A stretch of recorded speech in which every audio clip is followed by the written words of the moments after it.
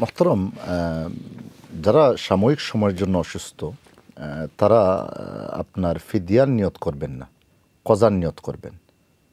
যেমন আপনি রমাদানে 2-3 দিন রোজা আপনি রাখতে পারতেছেন না, ইনশাআল্লাহ রমাদানের পরে আপনি সুস্থ হয়ে যাবেন, তখন আপনি কজার নিয়ত করবেন, কদার নিয়ত করবেন যে রমাদান পরে ইনশাআল্লাহ আমি যখন সুস্থ হয়ে যাব তখন আমি এগুলাকে মেক আপ করবো।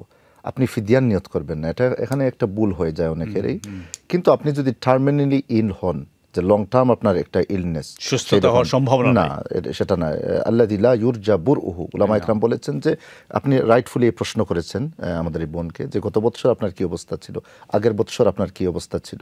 যদি এমন হয় যে বিগত 5 বছর ধরে আপনি রোজা রাখতে পারতেছেন না টার্মিনাল ইলনেসের কারণে, তখন আপনি ফিদিয়ার নিয়ত করতে পারেন। কিন্তু স্বল্প সময়ের জন্য আপনি অসুস্থ ছিলেন, সেটার জন্য আপনি ফিদিয়ার নিয়ত করবেন না। এটা একটা প্রথম বিষয়।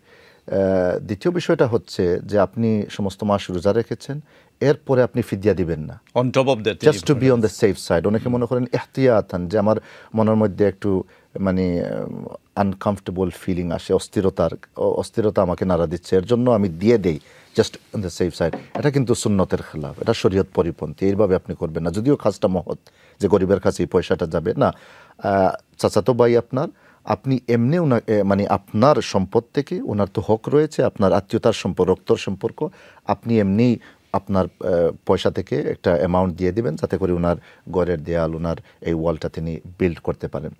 এরপরের বিষয়টা হচ্ছে যে আপনি বলেছেন যে ফিদিয়ার পয়সা দিয়ে অন্য কোনো খেতে ব্যবহার করা যাবে না। ওয়া আলাল্লাযীনা ইউতীকুনাহু ফিদিয়াতুন তোয়ামু মিসকিন, এখানে তোয়াম মিসকিনের সাথে যুক্ত করা হয়েছে যে খাবারের ব্যবস্থা করে দিতে হবে, তাকে অন্য কিছু দিলে আপনার ফিদিয়া আদায় হবে না।